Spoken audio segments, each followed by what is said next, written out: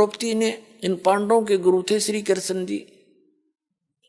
ये भी ज्ञान सभी को मालूम है, गुरु बिन माला फेरते गुरु बिन देते दान, यानी गुरु के माध्यम से ही सारा कुछ किया जाता। तो उस परमात्मा के ज्ञान की सभी जो है नकल अवश्य करते हैं, लेकिन प्रफुल्लित वही होता है जहां उस परमात्मा का भेजा हुआ परम संत हो। बाकी अन्य गुरुओं से भी आंशिक रहा तो परमात्मा ही देता, उनके माध्यम से देता है। अब क्या हुआ, जैसे पांडवों और कौरवों ने जुआ खेला और जुए में युधिष्ठिर सारा राज हार गया। अंत में उन्होंने द्रौपदी को कहा कि तू द्रौपदी को लगा दे दांव पर। और जुए वाले किसी बेईमान नीत होती है, उन्हें सोचा शायद इब का जीत जाऊंगा, सारा नाश करा के भी नहीं सोचा अगर इब का जीत जाऊंगा। अब द्रौपदी को ऐसा क्यों किया कि एक समय युधिष्ठिर राजा ने शीशे का महल बनवाया था, गलास का, और दुर्योधन को न्योता दे दिया, बुला लिया, भाई आजा हमारे घर। द्रौपदी वहां खड़ी थी, दुर्योधन ऊपर जा रहा था, आगे शीशे में टक्कर लगी, दिखा को नहीं, खाली है, शीशे दीवार है, वो गिर गया। और द्रौपदी हंस कर मजाक कर दिया कि अंधों की संतान अंधी ही होती है। अब उसने, वैसे तो ये शब्द कहना उसका गलत था, द्रौपदी का भी, लेकिन उसने तो एज ए देवर ट्रीट करके एक मजाक सा कर दिया। लेकिन कहते हैं, कबीर साहब कहते हैं, सोना साधु और सजन टूट जुड़े 100 बार, और दुर्जन और पाका कलश एक धक दरार। साधु भक्त, अच्छी आत्माएं, सजन और सोने ने कितनी बार तोड़ के फिर जोड़ दे, कोई निशान नहीं रहता उनके, उसाई बन जाते हैं। झगड़ा हो जाए 10 मिनट में फिर उसे हो जाते हैं। साधु संत घनी ईर्षा नहीं करते, मन में रंजस नहीं रखा करते, लेकिन कहते हैं दुर्जन जो निकम्मा इंसान और पक्का कलश, पक्का घड़ा, एक का धक दरार, एक का धक्के में उसमें इतनी ऐसी दरार आ जाती है फिर उसका चिन्ह नहीं मिटता। तो वो दुर्जन था दुर्योधन, उसने उस बात को अपने हृदय में घना खटक मान ली कि कभी इस द्रौपदी ने सबक सिखाऊंगा। उसी दृष्टिकोण से युधिष्ठिर ने से कहा दुर्योधन ने कि द्रौपदी ने लगा दे दाव पे। युधिष्ठिर ने सोचा शायद बात तो बन जा, वो द्रौपदी भी लगा दी, फिर भी हार गया। अब भरी सभा के अंदर दुर्योधन ने कहा कि जाओ दुशासन, लाओ द्रौपदी को पकड़कर। अब उसी समय एक बांदी ने जाकर, नौकरानी ने जाके द्रौपदी से कहा कि द्रौपदी बात बिगड़ गई। द्रौपदी ने कहा क्या बात होगी? कि आपको जुए में हरा दिया राजा ने और सब राजपाट हार गए हुए। और दुर्योधन ने कहा है कि उस द्रौपदी को लाओ पकड़ के, या नंगी करूंगा सबके सामने। तो द्रौपदी कहने लगी और कौन है वहां पर? कि 5 तेरे पति बैठे हैं पांडव, और द्रोणाचार्य गुरुजी बैठे हैं, धृतराष्ट्र जी, वो भीष्म पितामह कर्ण और चाचा विदुर वही विराजमान है, 101 वो पांडव बैठे हैं। द्रौपदी बोली क्या कह रहा था दुर्योधन? वो कह रहा है कि द्रौपदी को लाओ पकड़ के, सभा में नंगी करूंगा उसको। द्रौपदी बोली तेरा दिमाग खराब हो रहा है, गुरुजी बैठे द्रोणाचार्य, भीष्म पितामह बैठे, चाचा विदुर है, और कर्ण जैसे महापुरुष बैठे, ऐसा हो सकता है? तने गलत सुना है, अकना साची कहूं। उसी समय दुशासन पहुंच गया कि चल द्रौपदी, उसके बाल पकड़ लिए, पकड़ के बाल घसीट के लाया, सभा में खड़ी कर दी। और दुर्योधन पुण्यात्मा अंत कहते विनाश काले विपरीता बुद्धि, भरी सभा में ऐसा जुल्म करना चाहे उस, कहने लगा दुशासन इसको नंगी कर और मेरी जांग पर बैठा दे यहीं पर।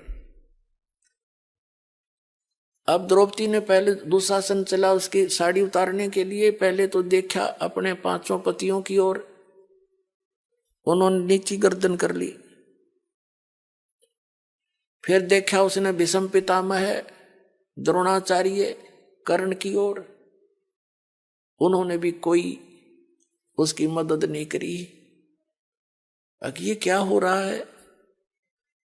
तो द्रौपदी जब देखा ना, पुण्यात्मा भगत जब तक संसार से मदद मांगता है परमात्मा दूर रहता है, और जब भक्त भगवान से ही आश्रित होता है, जब पता लग जाता है ये कुछ ना है बाकी के, एक का साथी है अपना, तब वो निकट आता है।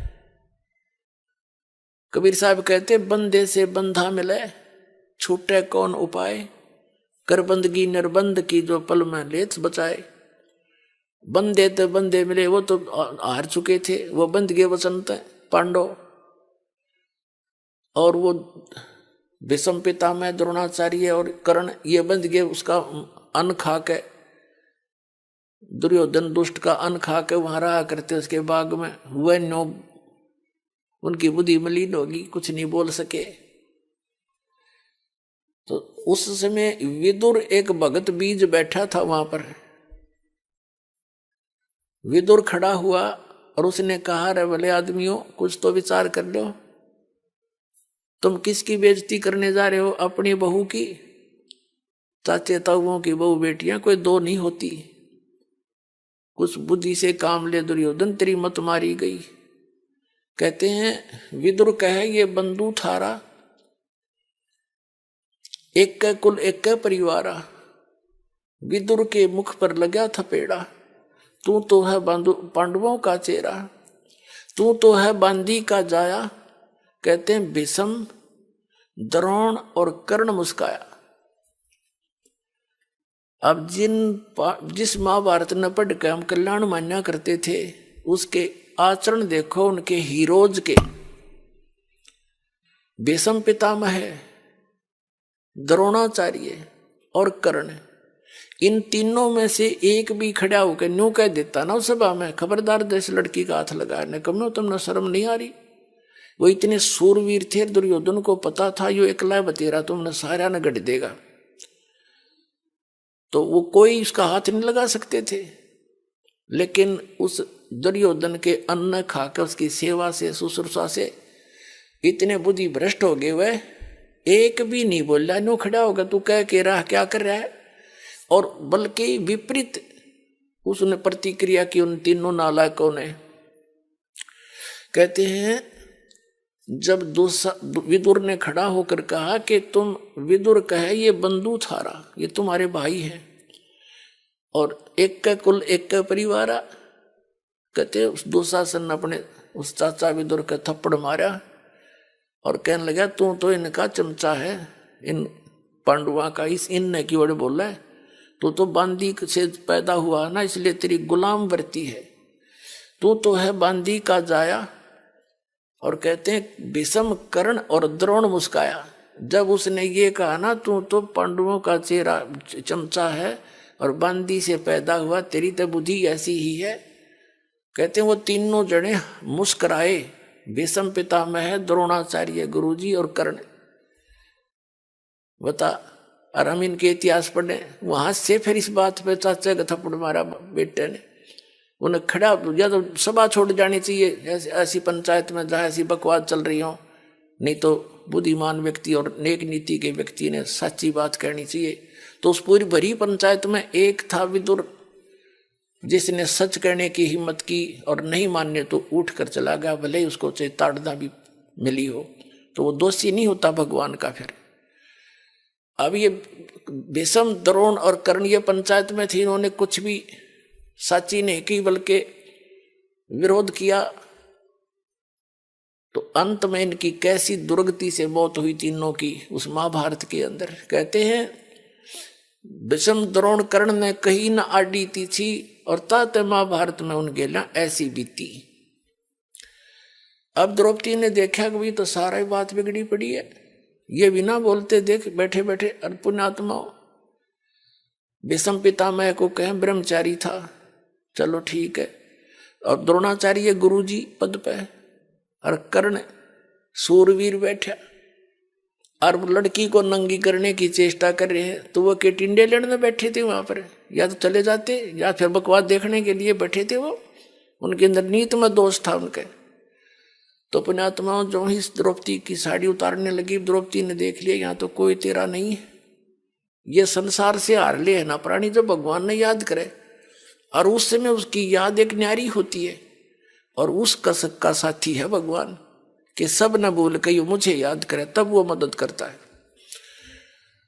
अब उसने उसी समय द्रौपदी ने परमात्मा याद किया। अब पहली तो बात है परमात्मा का हमने बेराय को नहीं कौन है, लेकिन हम फिर भी जब हृदय से पुकारते हैं उस परमपिता, तो पुकार वो ही सुने हमारी। अब श्री कृष्ण तो उस समय वहां मौजूद था, उसने कौन भगवान मानने था जब तक सारे लट्ठम लट्ठा रहे थे। वो तो बाद में पता चला कि भाई विष्णु अवतार थे, ये ऐसे ऐसे थे, वो अलग बात है। तो उस समय उसने भगवान याद किया। अब क्या होता है देखो, वैसे तो जगह जगह हम देखते हैं बहुत से दुष्ट लोग बहन बेटियों की इज्जतों को भी खराब करते हैं, वो भी रोती हैं पुकारती हैं, लेकिन उनकी रक्षा नहीं हो पाती, क्योंकि उनके पिछले कोई ऐसे पुण्य शेष नहीं होते। और इसी प्रकार द्रौपदी ने पुकार की तो उसका कोई पिछला पुण्य था और परमात्मा को पता था कि इसके ऊपर एक ऐसी आपत्ति आवेगी। उससे पहले व्यवस्था करके दाता एक अंधे महात्मा से वो चीर दिवा के उसे आशीर्वाद दिवा दिया। अब क्या होता है, हमारी पुकार यहां से जब हम हृदय से रोते हैं भगवान के दरबार में, धर्मराज के दरबार में जाती है।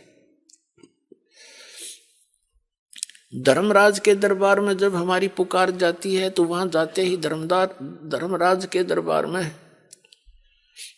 हमारी वो सीढ़ी चालू हो जाती है। अब धर्मराज देखता है कि इसके ऊपर कोई आपत्ति आई है, इसका कोई ऐसा प्रतिफल है, ऐसा पुण्य जिससे मैं इसकी रक्षा करा सकूं। तो वहां क्या देखा कि इसका तो इतना गजब का पुण्य है कि इसने कपड़ा दे रखा है एक महात्मा को, इसके बदले में तो कुछ भी दिया जा सकता है। तो वहां से उसकी रिफ्लेक्शन आती है, जिसको वो गुरु रूप में मान रही होती है। उस समय श्री कृष्ण उसके गुरु थे। अब श्री कृष्ण तो अपनी रुक्मणी के साथ अपने महल में शतरंज खेल रहा था। भगवान शतरंज खेल लिया करें, अपनी पत्नी के साथ शतरंज खेल रहा था। और उस शतरंज में ऐसे डालते हैं, पौ 12 कच्चे 12 पक्के 18, इस तरह बोलते हैं जो पासे डालते हैं। तो श्री कृष्ण ने यूं पासे डाले, पासे डालते हाथ ऐसे हो गया अकड़ गए और उसने कहा अनंत। अब रुक्मणी तेने सोचे थी पासे डाल के कोई मांगेगा, न्यू बोलेगा कच्चे 12 पक्के 18, वो ना बोलकर उसने कहा अनंत, जैसे एकदम करंट सा आ गया उसके शरीर में। अब रुक्मणी हाथ पकड़ के हंसने लगी, नहीं बोली हार गया ना कि अनंत अनंत कर रहा है, बोल के बोलेगा। तब वो कहने लगी अनंत क्यों कहा तूने? तब वो कहता है कि दुशासन ने द्रौपदी रुक्मणी कर पकड़ा मुस्काई, हाथ पकड़ के हंसने लगी और अनंत कहा मोकू समझाई। यू अंत क्यों कहा, मुझे इसके बारे में बताइए। ये सूक्ष्म वेद के अंदर परमात्मा ने यथार्थ ज्ञान दिया। पुण्यात्मा आप अभी तक तो आपने अध खबड़ा सा ज्ञान सुन रखा था, बस ये है कंप्लीट स्पिरिचुअल नॉलेज जो आपके स्वरूबरू हो रहा है। रुक्मणी कर पकड़ा मुस्काई, अनंत कहा मोको समझाई। श्री कृष्ण कहते हैं दुशासन ने द्रौपदी पकड़ी, हमरी भगत सकल में सिखरी। अब उसमें रिमोट तो मालिक का बोल रहा था उस समय, कबीर भगवान का। उसने तो आप नहीं पता मैं क्या बोल रहा हूं। हमारी भगत पे छोड़ी हुई तो हमारा नाम न ले वह कोई, तनदेही से पासा डारी। वो तो खेलने लग गया फिर वहां पर। और पहुंचे सूक्ष्म रूप मुरारी, कबीर परमात्मा पहुंचे द्रौपदी के सिर पर, पहुंचे सूक्ष्म रूप मुरारी। खेचत खेचत खेच कसीसा, सिर पर बैठे हैं जगदीशा। द्रौप सुता के चीर बढ़ाए, शंख शंखों पार नहीं पाए। अंधे को कोपीन दई थी, अंधे को कोपीन दई रे भाई, ताते उसका चीर बढ़ाई। अब कुछ दिन उधर तो वो दुशासन थक लिया, ढेर लाग गया। कहते हैं दुशासन 10,000 हाथियों का ताकत रखता था और द्रौपदी कमल का फूल जैसी थी। परमात्मा की आड़ में जीव नो सुरक्षित रहा करे। वो थक के पसीना पसीना होकर ढेर लग गया चीर का और बैठ गया मुंह लटका के, इतना योद्धा। तब वो चीर काट दिया गया और द्रौपदी को कह दिया गया तो आप जाइए। कुछ दिनों के बाद फिर श्री कृष्ण आए वहां पर। तब श्री कृष्ण जी से पूछा कि हे भगवान, आपने मेरा कौन सा पुण्य मेरे आगे अड़ गया था जो मेरी इज्जत आपने ऐसी राख दी। भगत तो अपने गुरु ने कहा करे। तो परमात्मा ने उसकी दिव्य दृष्टि खोल दी श्री कृष्ण की अपने रिमोट से, उसको दिखाया को हो द्रौपदी, जो आज तुझे तेरी रक्षा जो की है भगवान ने, वो बताऊं कौन से पुण्य से की है। कहाँ बताइए कि एक समय तू स्नान करने गई थी, अपने पिता के घर पे थी कंवारी। उस समय एक साधु अंधा महात्मा जल में स्नान कर रहा था और उसकी कॉपी ने एक लंगोट था, वो गुम हो गया था, जल में बह गया था। और आपने एक साड़ी का टुकड़ा पाड़ के दिया उसने। ये फिल्म चल पड़ती है ऐसी जिनकी दिव्य दृष्टि थोड़ी बहुत काम करने लग जाती है। तो उस कपड़े के बदले में तेरा यो ढेर ला दिया भगवान ने। अब द्रौपदी कहती है भगवान, उस एक लीर के कारण मेरे हो गए चीर अपार। जब मैं पहले जान जाती तो सर्वस देती वार। कहते ऐसे महापुरुष का कि मेरे छोटे से कपड़े को देने से उस महापुरुष को और इतना प्रतिफल मिल गया मुझे। यदि मुझे पहले पता होता तो मैं पता नहीं के दान दे देती, क्या कर देती उस महापुरुष के लिए। तो पुण्यात्माओं, यहाँ अपने एक वचन सुना कि हमारी भगत पे छोड़ी हुई तो हमारा नाम ना लेवे कोई। तो परमात्मा कबीर परमेश्वर ही आपके साथ है तभी से। अब द्रौपदी चाहे किसन क्रेडिट दिए रहो, लेकिन तीनों लोकों में प्रवेश करके सबका धारण पोषण वो परमात्मा ही करता है, वही आकर रक्षा करता है। अब कबीर गरीबदास जी कहते हैं, जगत का पेखना पेख्या धनी का नाम ना लेखा। हम एक दूसरे को क्रेडिट देते हैं, उसने यूं कर दिया, उसने ऐसे कर दिया। कहते जो करने वाला उसका कितना नाम जिक्र भी नहीं। जगत का पेखना पेख्या धनी का नाम ना लेखा। जो सब कुछ करा उसका तुम्हें पता ही नहीं, उसका जिक्र भी नहीं करते तुम।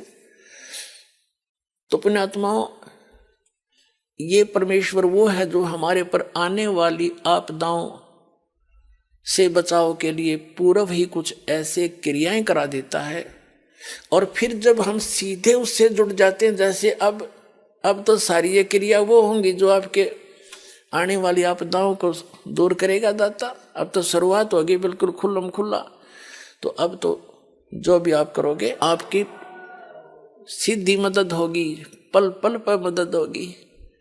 अब जो सच्चे मनते सच्चे दिलते समर्पित हो जाता भगवान पर, सभी अन्य क्रियाएं छोड़ देता है। ये तभी आपको स्वीकार करेंगे जब आप अन्य साधनाएं त्याग दोगे और एक परमात्मा पर आश्रित हो जाओगे। एक का साध्य सब सदै और सब साध्य सब जावे। माली सींचे मूल को फिर फले फूले अगावे। बुद्धिमान व्यक्ति पौधे की जड़ों को सींचता है, और यदि उस पौधे को उल्टा करके टहनियों की तरफ कोई गाड़ कर उसकी सेवा करता है, सिंचाई करता है, तो वो मूर्ख है। वो शास्त्र विदिता का मनमाना आचरण है। जैसे हम इस संसार रूपी वृक्ष की इन तीनों शाखाओं की पूजा करते थे, ब्रह्मा विष्णु महेश की, विशेषकर विष्णु और शिव की, तो ये तो सामने पौधे को उल्टा गाड़ लिया था। अब जड़ की पूजा करेंगे, कबीर भगवान है जड़, उसकी सिंचाई करेंगे तो ये भक्ति रूपी पेड़ बड़ा हो जाएगा, टहनियां का फल लगेंगे। ब्रह्मा विष्णु महेश ही आपके संस्कारों को देंगे, लेकिन ये देंगे तब जब आप उस मूल की पूजा करोगे, एक कै साध्य सब सदै और सब साध्य सब जावे, माली सींचे मूल को फिर फले फूले गावे। अपने आत्माओं परमात्मा कबीर जी आए थे, यही तत्व ज्ञान सुनाया करते थे।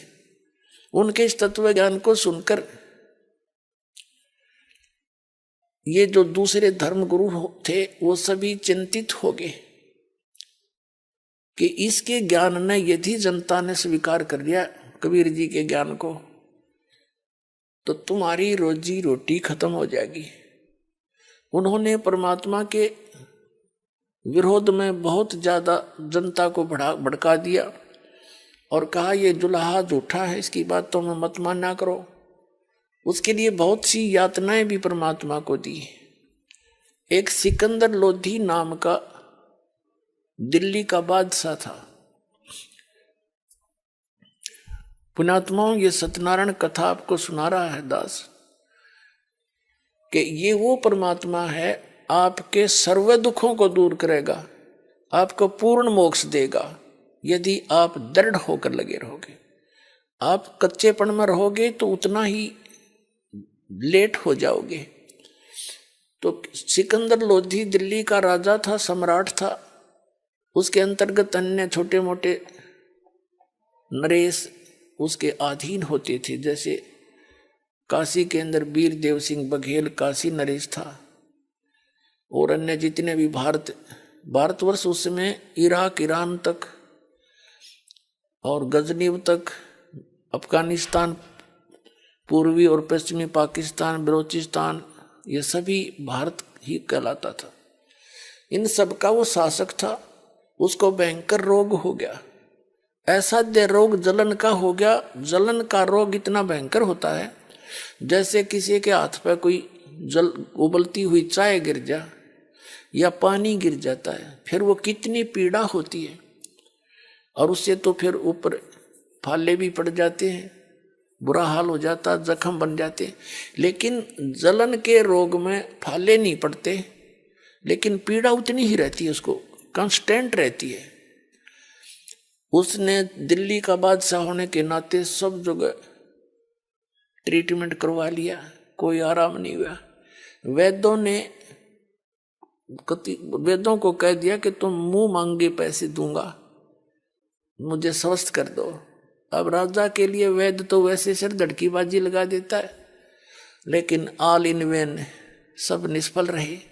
फिर जंतर मंत्र सब जगह करवाए, धार्मिक अनुष्ठान करवा के छक लिया, कोई राहत नहीं। फिर किसी ने बता दिया कि काशी के अंदर एक कबीर राम के महापुरुष आए हैं, यदि उनकी रजा हो जाए तो वो आपको ठीक कर सकते हैं, उनके तो आशीर्वाद से भी आप स्वस्थ हो सकते हो।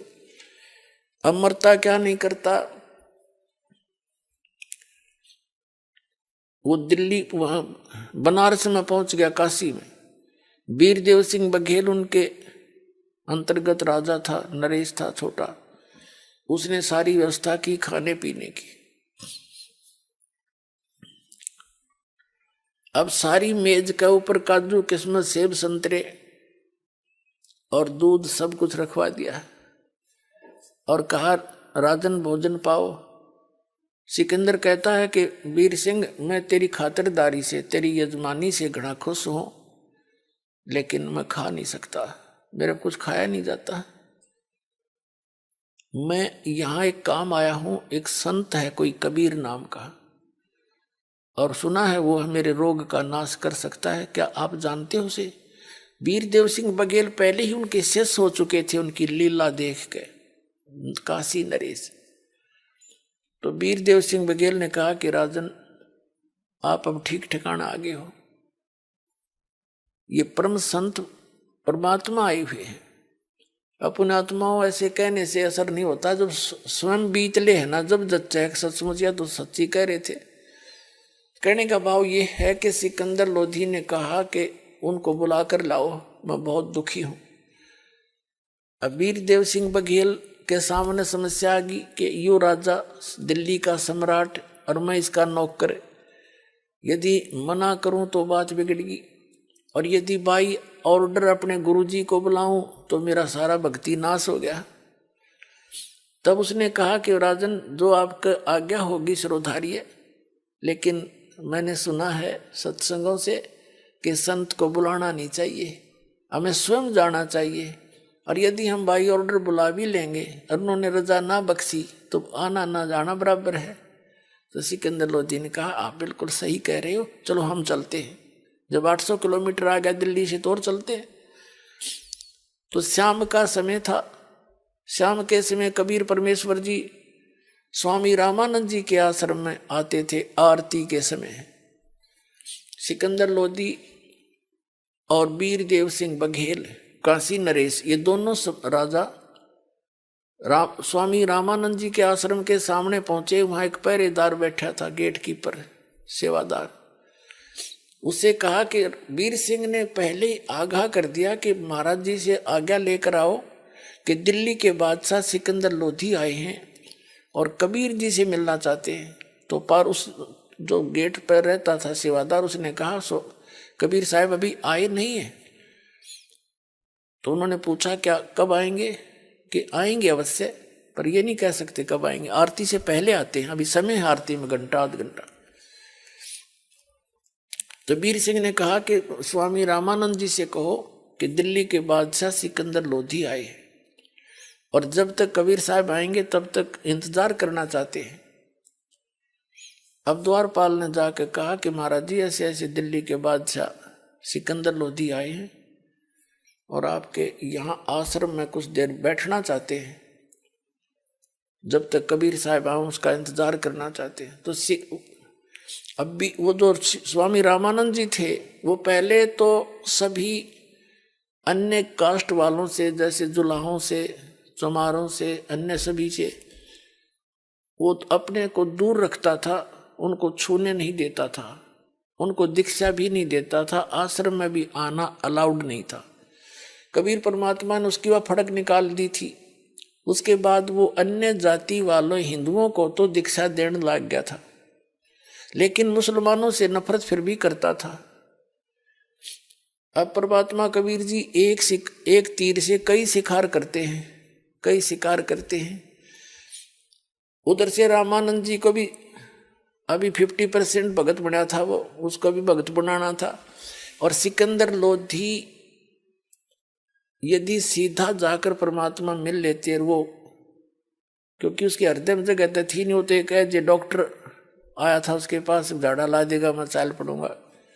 और वो चाहते थे कि इसमें भक्ति प्रवेश करूं, और भक्ति प्रवेश उसके अंदर होती हो जो कति आधीन हो जाता है। सिकंदर लोधी को आधीन बनाना था। अब उस सेवादार ने जाके कहा स्वामी रामानंद जी से कि ऐसे ऐसे एक सिकंदर लोधी दिल्ली के सम्राट मुसलमान बादशाह आए हैं, आपके आश्रम में कुछ दिन रुकना चाहते, कुछ देर। रामानंद जी ने कहा कि उसको कहो बाहर बैठ जाए,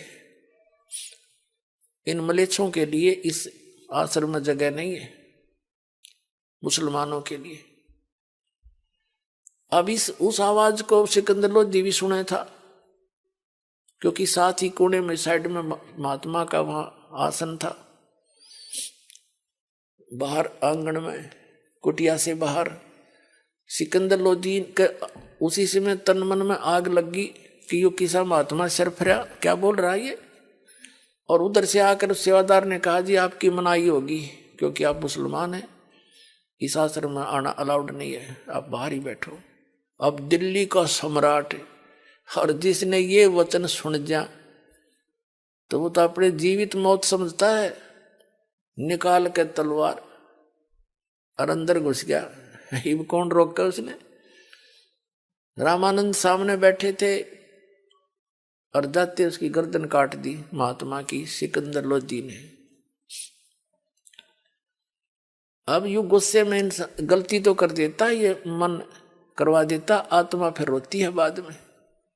जब वहां ये करके गलती वापस चलन लगा, कहा वीर सिंह चल वापस, मेरे भाग में यो संकट निवारण था नहीं, एक पाप और कर लिया मैंने। अब करके गलती खूब पछता लेता है आत्मा, मन गलती करवा देता अभिमानवश या कोई सर्कमस्टांस बना के। अब वीर सिंह के बोले वापस चल पड़े। वो ज्यों ही आश्रम से बाहर निकले, सामने कबीर परमात्मा आ रहे थे। सिकंदर उस वीर सिंह ने कहा कि महाराज जी तो ये आगे। अब वीर सिंह जी तो उनके शिष्य थे, दंडवत प्रणाम किया। अब सिकंदर लोधी ने पता था कि परम संत बतावे सिद्धि वाला, अरे तन्ने डबल गलती कर दी, तन्ने जो है ना उसके गुरु जी को मार दिया, और प्रणाम ना करेगा तो तेने पता नहीं के श्राप दे देगा। डरते न उसने भी प्रणाम करी। अब दोनों ने जो प्रणाम किया तो कबीर साहब ने दोनों के सिर पे हाथ रखा और कहा, ए बादशाह, मुझ गरीब के पास किस वास्ते आए? ऐसे सिर पे हाथ रखा तो सिकंदर लोधी का जो रोग था उसी समय एक शांत हो गया, जैसे जलते पर बर्फ डाल दिया करे। तो सिकंदर लोधी ने कहा, पक्की जचगी के संत नहीं हो तो अल्लाह है। चरण पकड़ लिए, रोए रोए। तो परमात्मा ने कहा, उठो राजन। सिकंदर लोधी कहने लगे, भगवान मुझे माफ कर दो, अल्लाह की जात मुझे माफ कर दो। तो परमात्मा ने, कबीर जी ने कहा कि क्या बात है, माफ कर दिया? उठो कि नहीं, मैंने बहुत घोर अपराध कर दिया, क्षमा करो मुझे। परमात्मा ने कहा कबीर जी ने कि कुछ भी तेरा दोष है, अपराध है, सभी अक्षमा कर दिया। वो तो जानी जान थे। उठो बैठो एक बार, रो ना। तब उन्हें रोते रोते बताया कि मैं आया था इस वास्ते, और स्वामी जी ने ऐसे ऐसे वचन बोल दिए, मैं सहन नहीं कर सका, या मेरी दुर्मति थी और मैंने आपके गुरु जी की हत्या कर दी, मुझसे गलती बन गई। परमात्मा ने कहा कि तेरी गलती नहीं है, इनका संस्कार ही ऐसा था, आपके हाथों ही इसकी मृत्यु थी। ये तो लेख लिखे हुए थे, इसमें कौन रोक सकता है, आप चिंता मत करो। अब सिकंदर लोधी ने सोचा, रे तेरा गजब भैया, गुरु जी की मौत हत्या कर रखी, इतना शांत बोल रहा है तो सचमुच भगवान है। तो कहने लगे, आजा तू जाइए ना सिकंदर। परमात्मा बोले, अभी जाना नहीं, इनका अंतिम संस्कार करा के जाना, नहीं तो लोग थूकेंगे तेरे को, निंदा का पात्र बन जाएगा। तो सिकंदर लोधी कहाँ जावा था, साथ साथ अंदर आ गया। अंदर आते ही जितने भक्त आश्रम में रहते थे कबीर जी के पास आए दौड़े दौड़े कि सिकंदर लोधी आया था, गुरु जी मार दिए। पीछे देखा सिकंदर फिर आने लग रहा, सब डर गया, क्यों तो फिर आ गया। सारे शांत हो गए। परमात्मा बोले, भाई कोई किसे नहीं मारता, गुरु जी का संस्कार इन्हीं के हाथों था, इनका कोई पिछला संस्कार था, इसने अपना पूरा कर लिया, बात बढ़ाया नहीं करते, और चलो अपना काम करते, अंतिम संस्कार करते। तो क्या किया परमात्मा ने, दंडवत प्रणाम किया। किसको? जो शव पड़ा था रामानंद जी का, गर्दन अलग थी, धड़ अलग से पड़ा था, उसके ऊपर कपड़े डाल रखा था। तो परमात्मा ने अपना गुरु जी के रूप में प्रणाम किया और कहा, गुरुदेव एक बार उठियो, आरती करेंगे। और देखो सिकंदर लोधी दिल्ली के राजा आपके दर्शनार्थ आए हैं। परमात्मा ने ऐसा कहा था, वो धड़ वहां से उठ के, वो सिर उठ के और धड़ पे जुड़ गया। अब जब सामने एकदम से रामानंद जी उठे, सामने देखा फिर सिकंदर को, फिर लाल ने आंखें लाल करी। तब परमात्मा कबीर जी ने बात दिशा बदल दी उस बात की। कहा कि स्वामी जी आप तो महापुरुष हो, आप तो दयालु हो, और महापुरुष ईर्षा नहीं किया करते, राग द्वेष नहीं रखते, वही महापुरुष होते हैं। आप सभी आपके बच्चे हैं, हिंदू और मुसलमान सब आपके ही बच्चे हैं। तो कुछ शांत हुआ।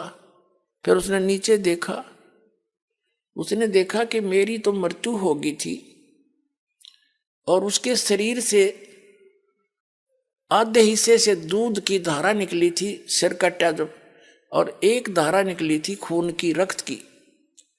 तब उस स्वामी रामानंद जी ने परमेश्वर कबीर जी से पूछा कि हे परमात्मा, एक बात बताओ, मेरा सिर कटा और इसमें से रक्त की धारा भी निकली, दूध की, इसका कारण बताओ।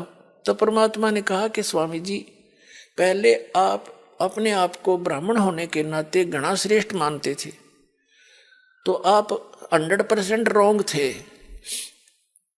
100 के 100 गलत थे, आप बेसिक महात्मा बने फिरो थे।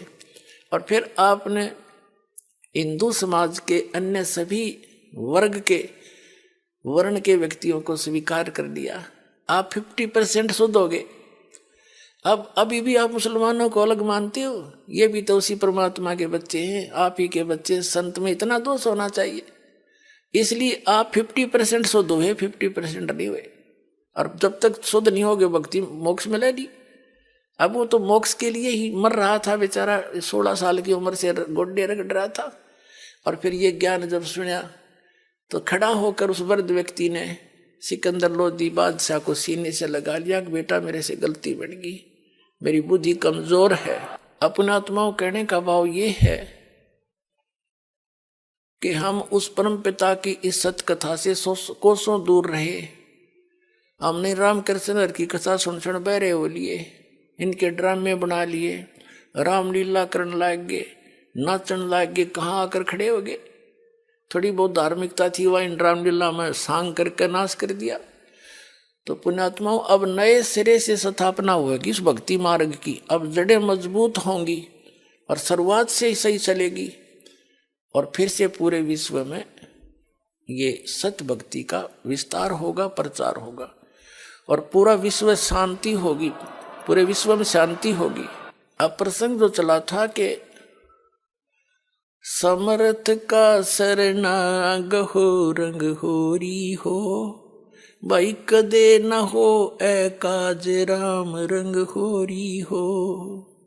कहते समर्थ की शरण गहो, समर्थ की शरण में आ जाओ, फिर कभी अकाज नहीं होगा, आपका कोई मिस हैपनिंग नहीं होगी आपके। ये सत्कर मान लेना, पूरे विश्वास के साथ लगना, ये वो समर्थ है कबीर साहब। इसकी शरण में आने के बाद फिर अपने प्रारब्ध कर्म में आए हुए आपदाएं भी ये ऐसे टालेगा, पहले कारण बना देगा, क्योंकि कारण बनी गया। आप सत साधना कर रहे हो, आपका एक एक सांस बहुत कीमती है। आप जो दान पुण्य करते हो ठीक ठिकाने हो रहा है। पहले तो हम बाढ़ में गिरा थे, कि तो कुछ डाल दिया, कि तो श्राद्ध निकाल दिए, कि तो 500 लत्ते दे दिए, कपड़े, ये कोई दान था? 100 रुपये की बूंदी बांट देते, मंगलवार के दिन काक पीटते फिरा करते, धर्म कर दिया। वो खाक धर्म था। कहते हैं जिन हर जैसा सुमरिया, ताको तैसा लाभ, ओसा प्यास न भाग ही, जब लग दसे नि आब। कहते हैं जैसी जिसने परमात्मा की भक्ति धर्म साधना की है उसको उतना ही लाभ मिलेगा। ओस चाटने से प्यास नहीं बुझती, और गिलास गट गट पीवे उससे प्यास बुझा करे। हम ओस चाट रहे थे जो इस भक्ति को छोड़कर अन्य जो पुण्य दान करते थे, तो उससे आत्मा की तृप्ति नहीं हो रही थी। अब आपको गिलास के गिलास पिलाए जाएंगे यहाँ पर उस परमात्मा के अमृत के। 500 यज्ञ होती हैं यहाँ पर, 500 यज्ञ इस पृथ्वी पर अगर यदि कहीं पर है तो सतलोक आश्रम बरवाला हरियाणा के अंदर है। एक यज्ञ है धर्म की, दूसरी यज्ञ है ध्यान, और तीसरी यज्ञ हवन की, चौथी यज्ञ परिणाम, और 5वीं यज्ञ है तत्व ज्ञान। तो 500 यज्ञ आपकी यहाँ पूर्ण होती हैं। एक तो धर्म यज्ञ, जैसे आप यहाँ आते हैं, क्योंकि यहाँ कोई भोजन के लिए नहीं आते बच्चे, बहन बेटियां भाई, परमात्मा के लिए आते हैं। और भोजन तो शरीर की आवश्यकता, ये तो आवश्यक है। तो यहाँ जो किया गया दान आपका मर्यादावत दान है, और फिर इस दान से फिर हर तरह की यहाँ पर कोई प्रचार में उसी का अंश लगता है, भोजन भंडारे में लगता है, ये रजाई कंबल मंगाने के लिए लगता है, सेट झोपड़ी डाली इसके लिए लगता है। तो ये सब तरह का आपका सामूहिक लाभ आपको प्राप्त हो रहा है। ये तो धर्म यज्ञ। एक अनजान व्यक्ति आ गया और उसके साथ एक और था, 2 जने, वो दोनों अनजान आ गए आश्रम में, और उन्होंने बाहर ऊट पटांग सुन रखी थी हमारे बारे में। तो उनमें से एक ने बोला, यहाँ खाना खुना खाया, उसने सारी व्यवस्था देखी। एक ने कहा कि भाई नो बाहर न्यों कह रहे थे मजाक करें थे नो कहे उसने तो नो कहे रामपाल बोला भगवान उतर रहा है। तो दूसरा बुद्धिमान था उसके साथ, नो बोला भाई ऐसा धर्म होने लग रहा है यहाँ पर, ऐसा भोजन भंडारा, यहाँ तो भगवान ना उतर रहा उन्हें तो उतर जा। और उसने क्या उदाहरण दिया कि पहले पुराने समय में हमने देखा एक 10 मन 2 मन चावल बनाया करते धर्म के नाम पे, और वर्षा हो जाया करती, मीठे चावल बना के खाया करते गांव में हैं। और यहाँ तो भाई कमाल हो रहा है, ये तो भंडारा के कुछ आज तक हमने देखा है नहीं सा, जो मांगे हुआ वही वस्तु उपलब्ध है, छक छक खाओ कोई वो खाओ, कोई पूछताछ नहीं। तो भाई ये काम भगवान बिना नहीं हुआ करते। तो पुण्यात्मा सत्कर मान लेना, जो धर्म और जो व्यवस्था यहाँ पर हो रही है ये विश्व में नहीं है, और ये कबीर भगवान बिना नहीं हो सकती, वो कबीर परमात्मा कर रहे हैं, हम तो दास है उनके, हमें तो निमित्त बना के बैठा रखा आपके लिए, लेकिन सारा कुछ वो परमात्मा आप अपने बच्चों के लिए कर रहा है। पूरा विश्व उसके बच्चे हैं, पूरे विश्व है, कीड़ी से लेकर हाथी सब जूनी में जितने कष्ट पा रहे हैं सब के लिए चिंतित है। अब ऐसा मुहिम चली है या ये फिक्स टाइम है परमात्मा का। अब जैसे जगह जगह मोबाइलों में आप परमात्मा की वाणी आरती मंत्र चल रहे हैं, कोई खेतों में कर रहा है, कोई मजदूरी कर रहा है, कोई दुकान पर, कोई अपने नौकरी पर, तो सब जगह ये वाणी परमात्मा की चलती है, आरती होती है, तो पड़ोसियों को भी लाभ होता है इसका। अब जैसे कोई घर में हलवा बनावे, हलवा पड़ोसी को खाने को, साथ वाले मकान को, खाने वाले को नहीं मिलता, तो महक तो बढ़िया मिला है उसने तो एक कोई गोबर गेर रहा हो अपने घर में, तो एक कोई गोबर गेर रहा उसके अंदर उसकी बदबू पड़ोसिया ने विशेष दर अपने आप को भी हानि करे। तो इसी प्रकार पुण्यात्माओं ये परमात्मा की जो महिमा है, ये परमात्मा की जो महिमा दूर तक असर करे है। ये चींटी हाथी इन सब जीव जंतुओं पर भी इसका प्रभाव होता है। इनके जो पाप हैं वो नरम हो रहे हैं, कम हो रहे हैं। जैसे एक पड़ोसी लारा रागनी और फिल्मी गाने चलावे हैं और कोई ऐतराज नहीं किसी ने। एक भक्त कह रहा था जी मैंने थोड़ी सी आरती ऊंची कर दी, 10 उलाने देन आ गए, इन्होंने बोले अपने भीतर भीतर चलाया करो, अंदर अंदर कान ना फोड़ो हमारे बता। और कोई जैसे गाने चला रहा था एक, नो बोला थोड़ी आवाज करिए तेज, मैंने सुनती कोई ना। वह गाने की तो आवाज तेज करावे, आरती की मंदी करावे, कोई बात नहीं, फिर भी इसका असर होता है। अब जैसे किसी को सर्प डस जाता था, पहले आध्यात्मिक तरीके से इलाज किया जाता था, इलाज करने वाले को गारडू बोला करते थे, सपेरा। वो एक मंत्र सिद्ध कर लेता था भगवान की वाणी का, और उस मंत्र को उस मूर्छित सर्प दसे हुए व्यक्ति पर, बेहोश पर बोलता रहता था, बार बार बोलता रहता था।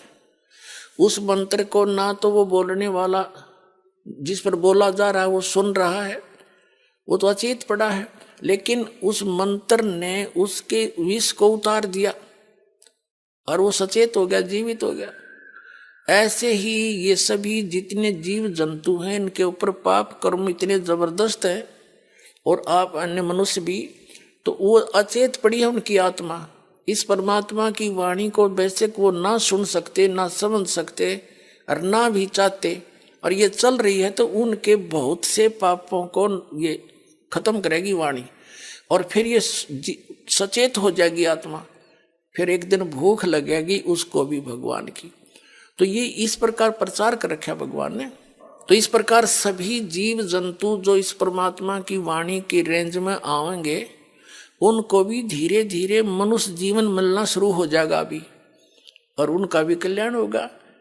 पूरे विश्व में ये परमात्मा की महिमा जाएगी और सबका कल्याण होगा। अब जो प्रसंग चल रहा है, एक यज्ञ है धर्म की, यहाँ पर जो धर्म किया जाता है, भंडारा चलता है, सेट बनाए जाते हैं आपके लिए, ये रजाई सेवा, रजाई तैयार की गई है बच्चों के पैसे से, तो आपके ही पैसों से, तो ये पुण्य हो रहा है आपका। दुखी आत्मा आते हैं, क्योंकि वो परमात्मा के बच्चे हैं, वो घनी पुण्यकर्मी प्राणी हैं जो सतलोक आश्रम बरवाला के अंदर जिनके कदम टिकते हैं। आम जनसाधारण नहीं है वो, हमें मालूम, आपको तो पता नहीं। चाहे किसी भी कारण से आते हैं, कोई परमात्मा पाने आता है या कोई संकट निवारण के लिए आता है, वो बहुत पुण्यकर्मी प्राणी है। ना देश भरा, ये पूरा हरियाणा रहा, यहाँ से कितने का आते हैं और कहाँ से आप आ रहे हो। आप उस परमात्मा के लाडले बच्चे हो और ये भी उसी के बच्चे हैं, लेकिन ये अभी अचेत हैं। यहाँ ये परमात्मा की वाणी टीवियों के माध्यम से, अपने मोबाइलों के माध्यम से चल रही है, तो ये भी सचेत हो जाएंगे एक दिन। इनको भी आना पड़ेगा यहाँ पर, सभी को जरूरत है भगवान की। और एक यज्ञ है धर्म की, दूसरी यज्ञ है ध्यान। ध्यान कोई ये हठ योग नहीं है संतों का, सहज समाधि है। जैसे आप सत्संग में आने की नियत करते हो, काल ने 36 पंगे पा रखे आपकी जान ने, किसी की तो सासू लड़े, किसी का ससुरा धमकावे, किसी का बेटा करड़ा हो जा कि जाओगे तीसरे दिन झोला ठाके, कोई बेटा चाहता तो पिताजी आंट लगावे, क्या माँ धमकावे। तो उसके लिए आप पहले ही कई दिन पहले ऐसा माहौल बनाने की चेष्टा करते हो, घना तक काम करोगे, सारे काम न करके न सोचो चलते समय कोई ना कर दे, तो वो जो कुछ भी आपका चिंतन है वो ध्यान है, वो परमात्मा के शुभ संस्कारों में आपका लिखा जाएगा। और एक फिर यहाँ आते हो तो मालिक के सिवा दूसरी बात नहीं। ठीक है, कोई रिश्तेदार मिलता है तो 2 मिनट राम रमी होती है, उसके बाद फिर परमात्मा की चर्चा है, कोई दुख बता रहा है, कोई सुख बता रहा है, तो ये सब ध्यान में ही आती है परमात्मा की चर्चा में। तो उसका ध्यान रहता है यहाँ आने के बाद, और सारी टेंशन दूर हो जाती हैं और यहाँ परमात्मा का जिक्र चलता है। तो दिस इज मेडिटेशन। मेडिटेशन क्या होता है?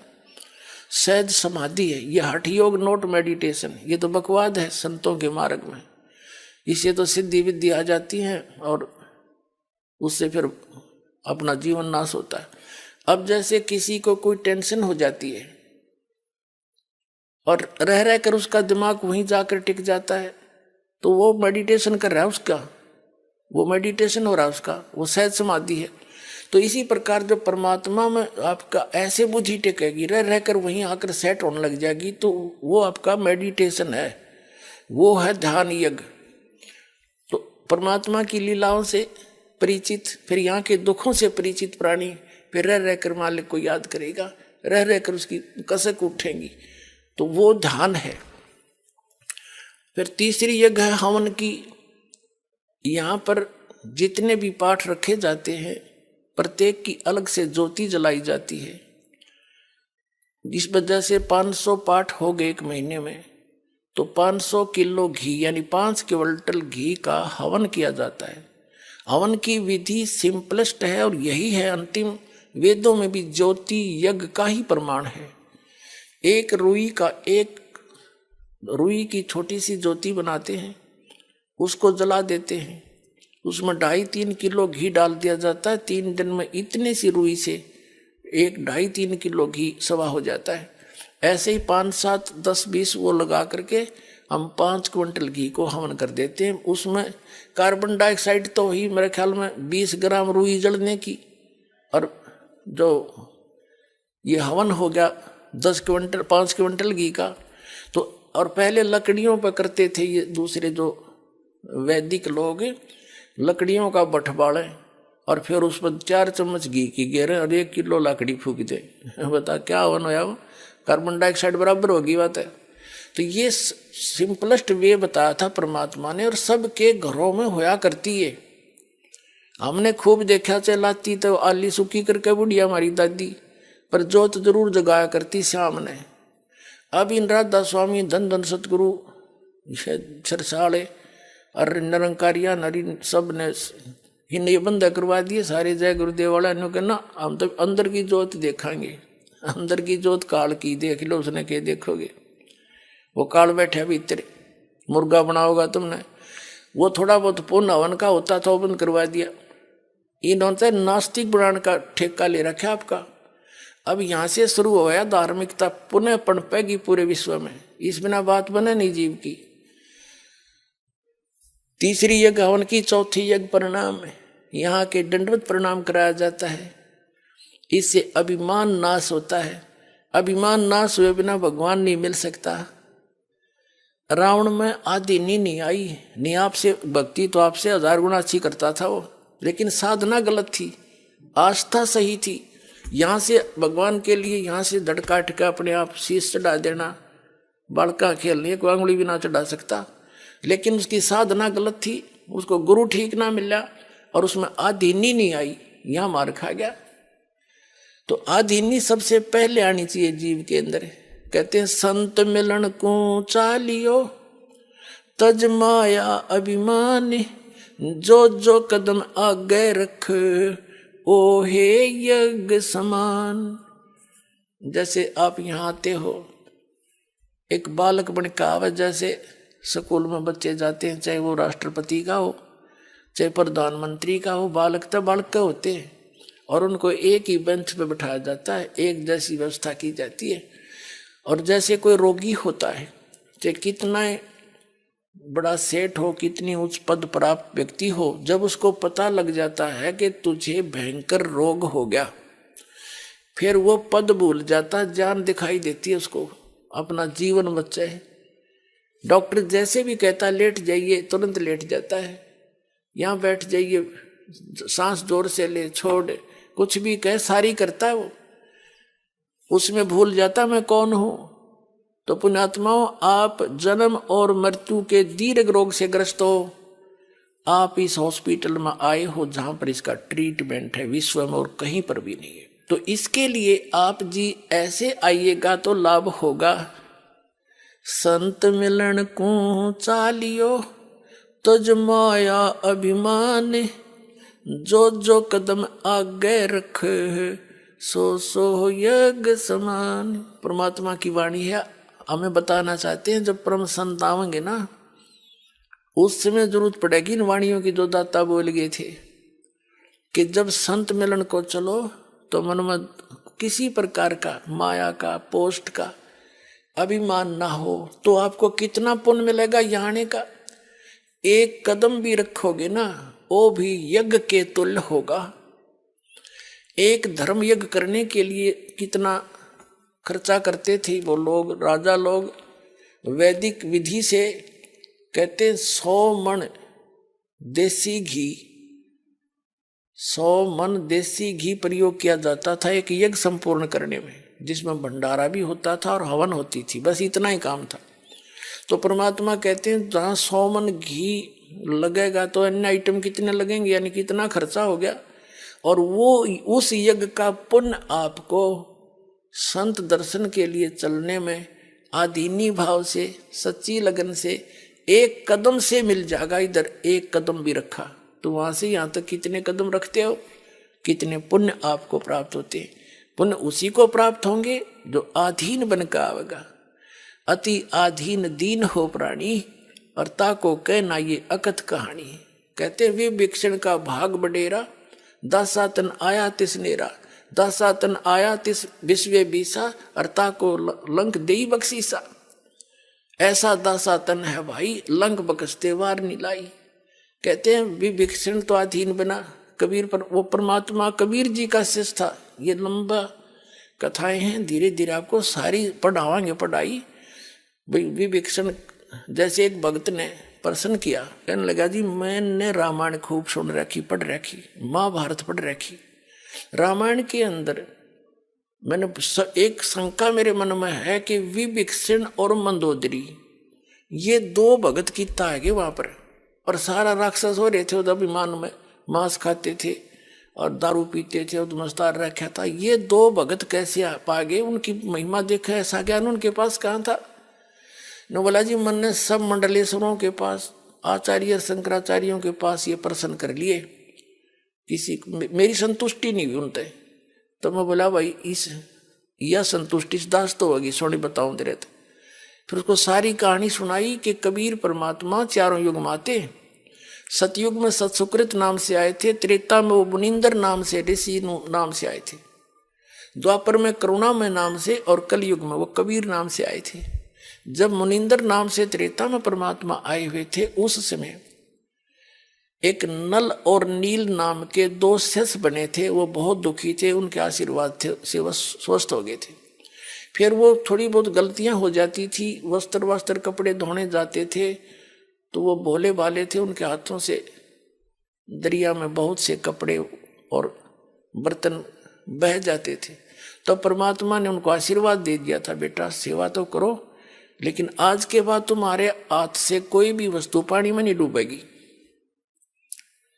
उसके बाद परमात्मा एक चंद्र विजय नाम का भाट था लंका के अंदर। उनके 16 सदस्यों ने, घर के सदस्यों ने, पुत्र वधुओं ने, पुत्रों ने, पुत्रियों ने, सब ने उपदेश लिया था कबीर जी का। और उस वो भाट जाता था राजा रावण के वहां पर, उन गीत ज्ञात सुनाने, उसकी महिमा गाता था। और उसकी पत्नी जो कर्मवती थी वो जाती थी मंदोदरी को चुटकुले चटकुले सुना के, उसने बूंदी अच्छी सुना के ज्ञान सुनाया करती थी। और जब उसने ये ज्ञान हुआ, उस कर्मवती ने भाट चंद्र विजय की पत्नी को परमात्मा का ज्ञान हुआ, तो फिर मंदोदरी को वो ये ज्ञान सुनाने लगी, ये वचन परमात्मा की महिमा के।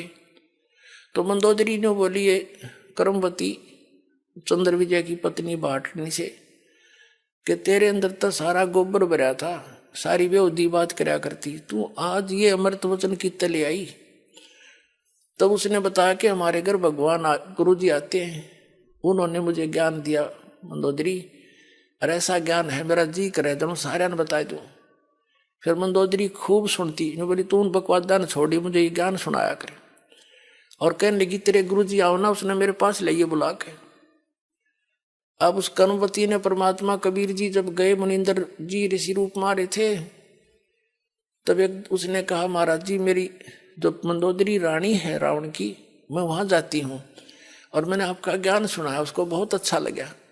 तो वो कह रही है कि मेरे पास बुला लो एक बार। ने बोला बेटी मैं ना जाऊं, उसकी गरज पड़े तो यहाँ आ जाएगी, मैं वहां जाऊं मन मानो उसका पति नाराज हो जा, मैं नहीं जाऊंगा वहां पर। तो कर्मवती गई, जाके कहा कि बहन गुरुजी ऐसे ऐसे कह रहे हैं, और देख संतों को बुलाना नहीं चाहिए, खुद जाना चाहिए। तो मंदोदरी का समझ में आ गई, पुण्यात्मा थी, नो बोली चल मैं चलती हूँ। महाराज के दर्शन करे, बात सुनी, दीक्षा ले ली, शेष बन गई वह उसकी परमात्मा की। फिर वो ज्ञान ऐसा है, ये आप रुक नहीं सकते दूसरे को बताए बिना। ऐसी रजा कर रखी दाता ने, ये भ्रंग बना देता है बार बार सुना के, उसने फिर आगे सुनाना पड़ता है कि इसका भी कल्याण हो जाए। उसकी रावण तो सुना नहीं था, क्योंकि वो तो दारू पीवा धड़ी पक्की अपने खा कर मांस सो जा। उसका देवर था विभीषण, उसको लगी समझान, उस काफी वो सुनता रहा, बहुत ध्यान से सुना। तो वो कहने लगा कि आपने कल्याण करा लिया, फिर मुझे भी तो कल्याण करा, मेरा भी। तो परमात्मा से उसको भी ज्ञान नाम दिलवाया, और सारा ज्ञान समझ के वो दोनों भगवान के अधिकारी बन गए। बाकी उस लंका में कोई नहीं मान्या। तो पुण्यात्मा उसको मैंने समझाया कि ये जो दोनों हंस थे ये परमात्मा के ज्ञान से परिचित थे, इसलिए मंदोदरी ने रावण को कैसा ज्ञान दिया है कि कर्म बिगाड़ रहा तू अपने, और ऐसे दुष्ट कर्म करते हैं पर प्रक्रिया पर तू नीत खराब कर गया, सूरवीर होकर के तू ऐसी गलती कर रहा है। तो ये ज्ञान तब दिया, तब उन्होंने बोला जी आज पेटा भर गया मेरा। बाकी ये बात से तो थारी उठपटांग सी कथा तो मेरे समझ में आ नहीं रही, पर होगा अवश्य ऐसा ही। लेकिन 100 का 100 सत्य है पुण्यात्माओं। ये कहते हैं रावण जिस लंका को अपनी ताकत से और अपने अन्य साधनाओं से प्राप्त करके रख नहीं सका, और वो लंका उस कबीर भगवान के भगत को मिली। कहते जैतन राजपाट भी चाहिए कर हमारा ये ध्यान, यह बीमारी भी हम काटेंगे तेरी। कहते हैं भी विभीषण का भाग बडेरा, दासातन आया तिसनेरा, दासातन आया विश्व बीसा, ताको लंक देई बख्शीसा। बख्शीश में दिवाई कबीर भगवान ने, अगले तू कर ले राज, तने राज चाहिए, क्यों ज्ञान तो था नहीं, भक्ति मालिक की जरूर करते थे। तो अब वो सभी प्राणी जन्म लेते हुए आ रहे हैं, अब सबका मोक्ष होगा। ये है वो यथार्थ ज्ञान, और यहीं पर पूरा समाधान प्राप्त करो और कल्याण कराओ। बोलो सतगुरुदेव।